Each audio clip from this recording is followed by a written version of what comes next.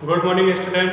आज हम लोग chapter 5 principles of genetic inheritance and variation का नेक्स्ट टॉपिक स्टडी करेंगे बेटा, जिसका नाम है जेनेटिक डिसऑर्डर।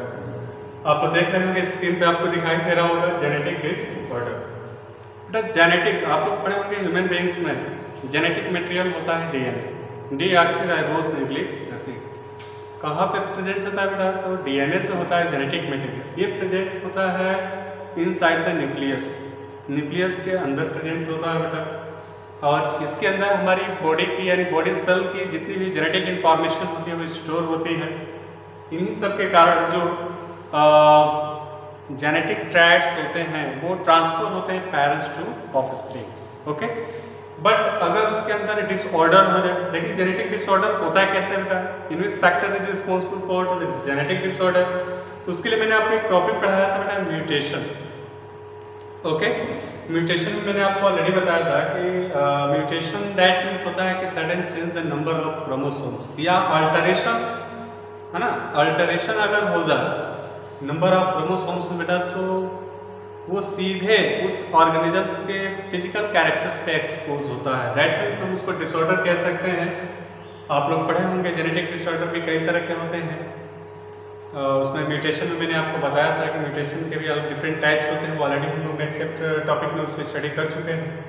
बट यहाँ पर हम लोग को स्टडी करना है बेटा जेनेटिक डिसऑर्डर के बारे में।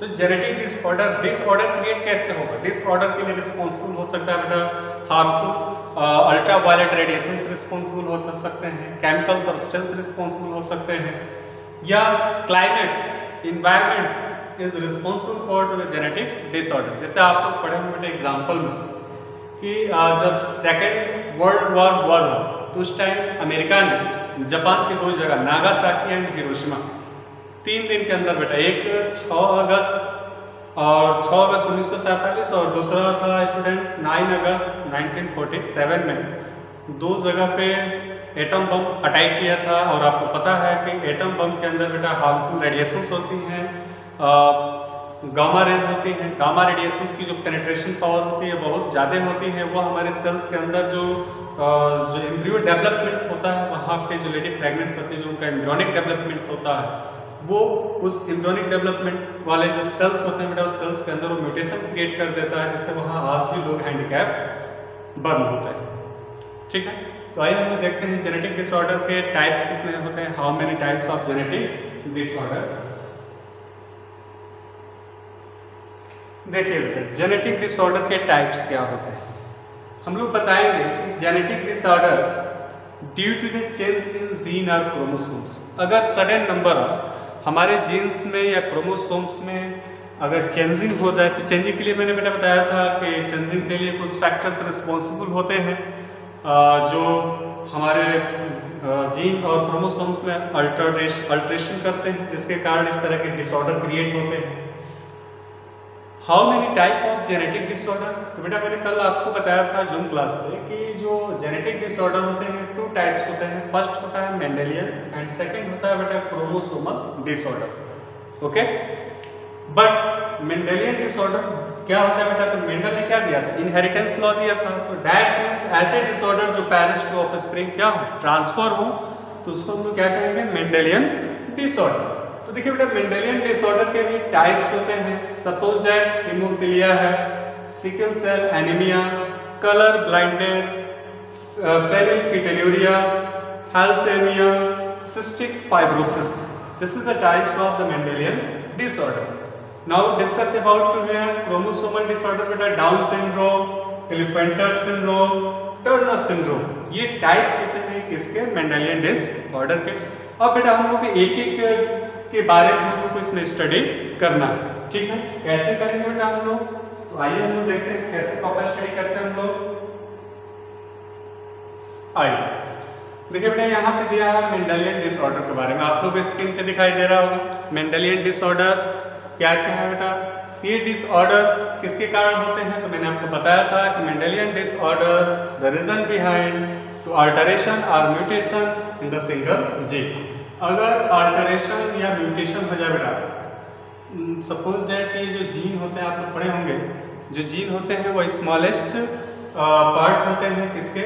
डीएनए का, मतलब कह सकते हैं कि डीएनए का एक स्मॉल कॉन्स्टिट्यूएंट होते हैं that is the responsible for to carry the genetic disorder disease parents to offspring. ठीक है, तो जेनेटिक डिसऑर्डर में फर्स्ट है मेंडेलियन डिसऑर्डर। किसके कारण होता है? अगर हमारी बॉडी के अंदर जीन, सिंगल जीन का अल्टरेशन और म्यूटेशन हो जाए। अल्टरेशन दैट मीन्स नंबर कम हो जाए या ज़्यादा हो जाए, म्यूटेट मतलब fluctuate the number of chromosomes. ठीक है, या जीन। आगे हम लोग नेक्स्ट चैप्टर में प्रॉपर स्टडी करेंगे क्या होता है वो एक्चुअल। तो इसका एग्जाम्पल बेटा होता है हीमोफीलिया है, कलर ब्लाइंडनेस है, सिकल सेल एनीमिया है, फेनिलकीटोनुरिया है, थैलेसीमिया है, सिस्टिक फाइब्रोसिस है। ये सब एग्जाम्पल होते हैं किसके? Mendelian disorder. तो ये जो डिसऑर्डर होते हैं बेटा, ये पेरेंट्स टू ऑफस्प्रिंग क्या होते हैं? ट्रांसफर होते हैं। और इसको समझने के लिए मैंने कल आपको एक टॉपिक पढ़ाया था, पेडिग्री एनालिसिस। पेडिग्री एनालिसिस में बेटा होता क्या है कि कई जनरेशन तक हम लोग डिसऑर्डर के बारे में इजिली जो है इंफॉर्मेशन गेन कर पाते हैं, उसको हम लोग बोलते हैं पेडिग्री एनालिसिस। और उससे एक ट्री ब्रांच ऑब्टेन होता है, उस ट्री ब्रांच को ही हम लोग क्या कहते हैं? पेडिग्री एनालिसिस करते हैं। मैंने आपको उसका एडवांटेज भी बताया था नेक्स्ट वीडियो में। आज हम लोग स्टडी करेंगे एक एक डिसऑर्डर के बारे में क्या होता है। देखिए बेटा, जेनेटिक डिसऑर्डर, जेनेटिक डिसऑर्डर में हम लोग पढ़ रहे हैं मेंडेलियन डिसऑर्डर के बारे में। यहाँ पे आपको बेटा पढ़ना है कि जो मेंडेलियन डिसऑर्डर में भी डोमिनेंट और रिसेसिव, ये दोनों हो सकते हैं। मेंडेलियन जो डिसऑर्डर है बेटा, या तो वो डोमिनेंट हो सकता है या रिसेसिव हो सकता है। और इसको हम लोग समझ सकते हैं कि कौन सा ट्रैट रिसेसिव है और कौन सा ट्रैट डोमिनेंट है with the help of the pedigree. Pedigree जो है, जो चार्ट है, पेडिग्री एनालिसिस चार्ट के थ्रू हम लोग आसानी से समझ सकते हैं। तो देखिए बेटा, यहाँ पे हमने क्या किया है कि यहाँ पे इस तरह का सिंबल, देखिए ये राउंड है बट सर्कल है, तो ये फीमेल के लिए है ना, सॉरी मेल के लिए है। और ये जो सिंबल होता है हमने आपको किसके लिए बताया था? फीमेल के लिए बताया था। जो सर्कल चार्ट होता है बेटा, इसमें मैंने आपको ऑलरेडी पहले ही से एक्सप्लेन किया था कि जो सर्कल वाला चार्ट होगा पेडिग्री एनालिसिस में, उसमें हमने आपको ऑलरेडी एक्सप्लेन करवाया था कि उसका मीनिंग्स क्या होता है। ठीक है, तो उसमें हम लोग आप लोगों को मैंने ये बताया था कि जो ये वाला चार्ट होगा बेटा, ये मेल के लिए है, और ये वाला जो चार्ट है वो किसके लिए यूज करते हैं? फीमेल के लिए। तो आप देख सकते हैं कि यहाँ पे फीमेल है और ये मेल है, और यहाँ पे फीमेल बेटा क्या है? अफेक्टेड है, सॉरी कैरियर है। फीमेल क्या है? कैरियर है। तो कैरियर फीमेल की मैरिज नॉर्मल मेल के साथ हो रहा है। तो आप देख रहे हैं कि इसके जो ऑफस्प्रिंग बन रहे हैं, ये क्या है? नॉर्मल फीमेल है, और एक अफेक्टेड मेल है। नॉर्मल फीमेल और सॉरी नॉर्मल फीमेल और नॉर्मल मेल। फिर अब हम यहाँ पे क्या कर रहे हैं कि इस जनरेशन पे जो अफेक्टेड फीमेल है, फिर इसको हम नॉर्मल से करा रहे हैं। बेटा ये आगे चलते नेक्स्ट जनरेशन में जो मेल है दोनों क्या है? नॉर्मल है, बट जो फीमेल है वो क्या हो रही है? कैरियर हो रही है। ठीक है, क्या हो रही है? देखिए, कैरियर और अफेक्टेड में अंतर है। फीमेल जो होती है मैक्सिमम इनहेरिटेंस डिजीज को ये कैरी करती है जनरेशन टू जनरेशन।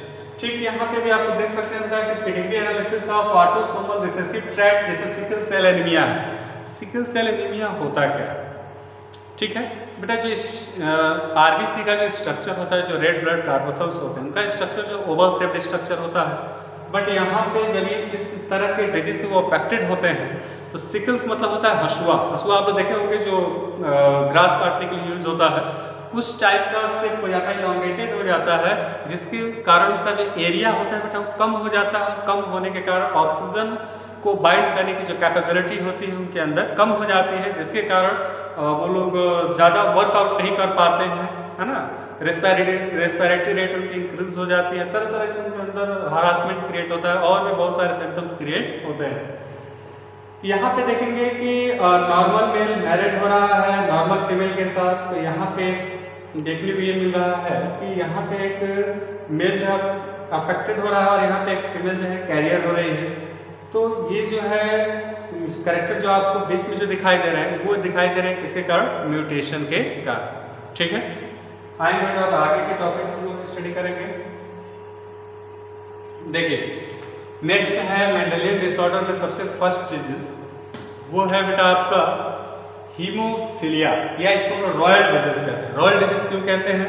क्योंकि इस तरह का डिजीज जो है सबसे पहले देखने को मिला था ब्रिटेन की एक क्वीन थी जिनका नाम था विक्टोरिया। तो एक रॉयल फैमिली है वो, है ना, शाही परिवार है, तो उनमें ये डिजीज सबसे पहले देखने को मिला था। इसलिए इसको बेटा हम क्या कहते हैं, हीमोफीलिया या रॉयल डिजीज। ये हीमोफीलिया होता क्या है? Firstly we know that about what is the introduction of haemophilia. तो बेटा हीमोफीलिया में आप ये बताएंगे कि हीमोफीलिया एक ऐसा डिजीज होता है जिसमें हमारी बॉडी से ब्लड, अगर बॉडी में कहीं पे कट हो तो ब्लड जो है नॉर्मली 8 मिनट में जो हेल्दी पर्सन होता है उनका ब्लड कोएगुलेट हो जाता है, क्लॉट कर जाता है, that means stop the bleeding. But in case of in this person affected for the haemophilia disease, their blood is not stopped due to the absence of a coagulating factor। मतलब haemophilic ऐसी disease होती है जो generation to generation transfer होती है, और उसमें जो पर्सन अफेक्टेड होते हैं डिजीज से तो उनकी जो ब्लड होती है बेटा वो कोएगुलेट नहीं होता है, ठीक है, जिसके कारण महारानी की जो विक्टोरिया थी उनकी पूरी फैमिली जो है खत्म हो गई, डिस्ट्रॉय हो गई, ठीक है। तो ये जो डिजीज होता है हीमोफीलिया, इसको हम लोग रॉयल डिजीज भी कहते हैं या हीमोफीलिया कहते हैं। बेटा देखिए, मैंने आपको बताया था कि जो जेनेटिक डिजीज होती है वो डिफरेंट डिफरेंट क्रोमोसोम्स पे होती है। जैसे जो आपका हीमोफीलिया है ये एक्स लिंक्ड रिसेसिव डिजीज है, मतलब ये किस पे होता है, एक्स क्रोमोसोम्स पे होता है। और बेटा आपको पता है कि मेल का क्या होता है XY, फीमेल का क्या होता है XX। तो फीमेल जो होती है बेटा वो कैरियर होती है। In this protein involved in the blood clotting is affected, ठीक है। इस डिजीज में क्या होता है कि जो प्रोटीन इन्वॉल्व होता है ब्लड को कोएगुलेट करने के लिए वो ऐसे लोगों में क्या होते हैं, हीमोफिलिक लोगों में एब्सेंट होते हैं। Simple cut result non stopping bleeding, थोड़ा सा भी कहीं कट होगा बेटा वो ब्लड स्टॉप नहीं होगा, कंटिन्यू फ्लो होगा, तब तक फ्लो होगा जब तक बॉडी से सारा ब्लड बाहर ना। इसके बाद से controlled by a pair of alleles, ये एक एलेल से कंट्रोल होते हैं जो कैपिटल और एच और स्मॉल एच से रिप्रेजेंट किया गया है। Capital H is the normal allele and small H is the responsible for haemophilia. जो कैपिटल एच होता है बेटा ये नॉर्मल के लिए, मतलब ऐसे पर्सन जो है नॉर्मल है, they are not affected for to the haemophilic disease. But जो लोग स्मॉल एच वाले जो होते हैं बेटा ये रिस्पांसिबल होता है किसके लिए बेटा, ये रिस्पांसिबल होता है हीमोफीलिया डिजीज के लिए, ठीक है।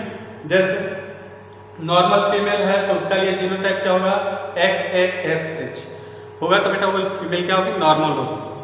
अगर एक फीमेल का XH है कैपिटल H का और एक स्मॉल h है तो बेटा ये हेट्रोजाइगस हो गई, होमोजाइगस है। और ये कैसा हो गया, हेट्रोजाइगस। और ये जो फीमेल होती है बेटा ये कैरियर होती है, transport to disease to son और टू सन, मतलब ये अपने से सी में transmit the disease to the son. ये डिजीज को क्या करेंगे, अपने ऑफस्प्रिंग में ट्रांसफर करेंगे, कैरियर होंगे। अगर दोनों इनका X स्मॉल h हो तो this ladies are self affected by this haemophilia disease, ठीक है। अगर एक X और Y होते हैं, नॉर्मल मेल होते हैं बेटा, अगर स्मॉल x अफेक्टेड, देखिए ये Y पे नहीं होगा, ये केवल किससे लिंक्ड होगा, X क्रोमोसोम से, क्योंकि हमने ऑलरेडी पढ़ा है कि सेक्स लिंक्ड, हाँ, sex linked H recessive disease, ये जो हीमोफीलिया डिजीज है ये X लिंक्ड होता है न कि Y लिंक्ड। तो ये जो मेल होंगे वो कैसे होंगे, हीमोफिलिक मेल होंगे, ओके। ये देखिए बेटा, ये आप पेडिग्री चार्ट देख सकते हैं, कह रहा है कि in female haemophilia is very rare, female में हीमोफीलिया रेयरर होता है ये केवल जो है इससे अफेक्टेड मेल ही होते हैं, फीमेल अफेक्टेड नहीं होती है बेटा। फीमेल केवल क्या करती हैं, कैरियर की तरह वर्क करती है, वो ट्रांसमिट करती है डिजीज को one generation to next generation, ठीक है। तो आप देखेंगे यहाँ पे एक क्वीन है विक्टोरिया, मैंने आपको ऑलरेडी स्टडी बताया था कि Queen Victoria was carrier of haemophilia, so her family pedigree so many haemophilic descendant. देखिए जो विक्टोरिया थी वो ऑलरेडी क्या थी, अफेक्टेड थी, ठीक है। अफेक्टेड मतलब इस हीमोफिलिक प्रॉब्लम से वो म्यूटेट हो चुकी थी। इनका साइंटिस्ट प्रिंस अल्बर्ट से इनका जो है मतलब मैरिज हुआ। मैरिज होने के बाद देख रहे हैं आप लोग कि इनके जो ऑफस्प्रिंग हैं, आप देख सकते हैं इनके जो ऑफस्प्रिंग हैं, इनकी पेडिग्री एनालिसिस इस तरह से है, मैक्सिमम ऑफस्प्रिंग जो है हीमोफिलिक अफेक्टेड थे, जिसके कारण बेटा इनकी पूरी फैमिली क्या हो गई, खत्म है। कुछ तो हीमोफीलिया से मर गए, कुछ नेचुरल डेथ होती है, कुछ एक्सीडेंट होता है बेटा, इस तरह से करके इनकी पूरी की पूरी फैमिली डिस्ट्रॉय हो गई। So it is also called to the royal disease. Okay,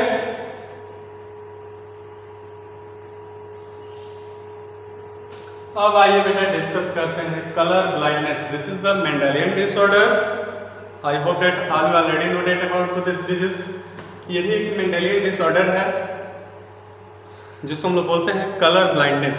okay बेटा, कलर ब्लाइंडनेस होता क्या है पहले आप ध्यान देंगे। कलर ब्लाइंडनेस में क्या होता है, इसका सिम्टम्स ये होता है कि जो इसके पेशेंट होते हैं बेटा, they are unable to differentiate between red and green. Okay, इनके अंदर कैपेबिलिटी रेड और ग्रीन को डिफरेंशिएट करने की नहीं होती है, इसलिए ऐसे लोगों को रेलवे ड्राइवर नहीं बनाया जाता है, वो पेंटर नहीं बनाया जाता है, क्योंकि उसमें ऑलरेडी ज़्यादातर कलर का ही यूज है और इनको कलर का ही प्रॉब्लम होता है। It is X linked recessive disorder due to the defect in either red and green. मतलब ये जो है, ये भी जो डिजीज है, ये भी एक्स लिंक्ड होता है और ये क्या करता है, रेड और ग्रीन के बीच डिफरेंशिएट नहीं कर पाता है। It is due to the mutation of some gene in X chromosomes. किसके कारण होता है, एक्स क्रोमोसोम्स के जीन के म्यूटेशन के कारण होता है बेटा। It occur in 8% male and only 0.4% in female. मतलब ये ज्यादातर मेल में ही प्रेजेंट होता है, रेयरर केस में फीमेल में भी होता है। This is due to the gene और X link. Can you read this number of this figure? If no you may have the colour blindness. देखिए बेटा, अगर आप कलर ब्लाइंडनेस नहीं है तो you can unable to read this number of this circle. अगर आप अफेक्टेड हैं, चेक कर सकते हैं बेटा, आप लोग अपने आप को सेल्फ चेक कर सकते हैं कि आप लोग कलर ब्लाइंडनेस है कि नहीं। अगर आपको इसमें जो डिजिट है वो दिखाई दे रहा है क्लियर, तो सो आप लोग हीमोफिलिक नहीं। अगर नहीं दिखाई दे रहा है, सॉरी, आप कलर ब्लाइंडनेस नहीं है, अगर नहीं दिखाई दे रहा है दैट मीन्स आप भी इस डिजीज से अफेक्टेड हैं। ओके, तो ये हो गया। अब यहाँ पे बेटा हम लोग देख सकते हैं कि जो कलर ब्लाइंडनेस है, देखिए यहाँ पे ये फीमेल है, वहां से हम देखते हैं वो फीमेल है। इस फीमेल में आप बेटा देख रहे हैं कि ये फीमेल है जो कैरियर है ना, अफेक्टेड नहीं है, बट ये क्या है, कैरियर है। और इसका मैरिज है नॉर्मल मैन के साथ हो रहा है। तो नॉर्मल मैन के साथ जब हो रहा है बेटा, तो आप देख रहे हैं कि इसकी एक ऑफस्प्रिंग जो गर्ल है वो नॉर्मल है, ये गर्ल क्या हो रही है, कैरियर हो रही है, ये बॉय क्या है, नॉर्मल है, और ये बॉय क्या हो रहा है, कलर ब्लाइंड हो रहा है। मतलब जेनेटिकल इनहेरिटेंस तो हो रहा है बेटा, आप तो देख रहे हैं। तो कह रहा है कि normal allele is dominant, recessive allele capital C मतलब कलर ब्लाइंडनेस, स्मॉल सी मतलब रिसेसिव, ये डोमिनेंट वाला है। अगर ये होगा तो अफेक्टेड होंगे और ये होगा तो अफेक्टेड नहीं होंगे। इसके बाद cause colour blindness, the son of heterozygous women carrier X CC capital C और small C has the 50% chance being the colour blindness. अगर द सन ऑफ हेटेरोजाइगस, अगर सन के अंदर हेटेरोजाइगस है ना, तो उस कंडीशंस में चांसेस ज्यादा होते हैं किसका, कलर ब्लाइंडनेस का। A daughter will be colour blind only when her mother is least carrier and her father is colour blind. देखिए बेटा, अगर लेडी जो है, जो गर्ल्स है, वो तब जो है कलर ब्लाइंड होगी जब उसकी माँ जो है क्या है, थोड़ा सा ब्लाइंड हो, और फादर जो है क्या हो, और फादर इज कलर ब्लाइंड, मतलब उसकी माँ कैरियर हो और फादर क्या हो, कलर ब्लाइंड हो। उस कंडीशन में जो है गर्ल्स भी क्या होंगे, कलर ब्लाइंड से अफेक्टेड होंगे। क्योंकि बेटा आपको पता है कि गर्ल्स का फॉर्मेशन फीमेल का एक एक्स और मेल का एक एक्स जब मिलता है तब जाकर फीमेल बनती है। तो फीमेल भी अब कैरियर है और मेल तो अफेक्टेड है ये है, तो उसका एक्स और फीमेल का एक्स जब मिलेगा तो उस कंडीशन में उसकी गर्ल्स भी क्या होंगे, कलर ब्लाइंडनेस से अफेक्टेड होंगे। ठीक है बेटा, तो नेक्स्ट वीडियो को या नेक्स्ट टॉपिक को हम लोग नेक्स्ट वीडियो में स्टडी करेंगे। थैंक्स।